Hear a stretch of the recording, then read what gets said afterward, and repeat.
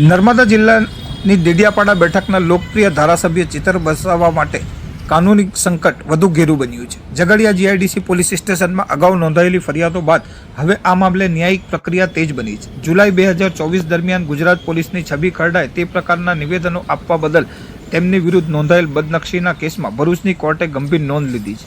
ભરૂચના chief judicial magistrate Bhavin જોશીએ આ પ્રકરણમાં મહત્વનો આદેશ આપતા ધારાસભ્ય ચેતર વસાવાને આગામી 23 જૂનના રોજ કોર્ટમાં રૂબરૂ હાજર રહેવા માટે નોટિસ જારી કરી છે.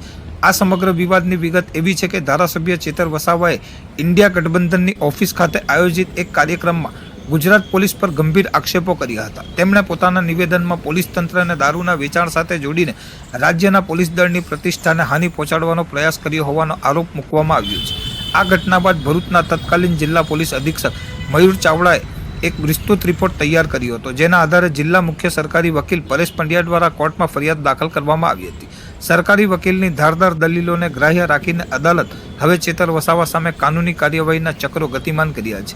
એક લોકપ્રતિનિધિ તરીકે પોલીસ તંત્ર પર કરેલ ટિપ્પણી હવે તેમને કાયદાના કચાસમાં લાવી દીધા છે, જેના કારણે આગામી દિવસોમાં તેમનું રાજકીય અને કાનૂની ભાવિ કેવા વળાંક લે છે તે હવે જોવું રહ્યું.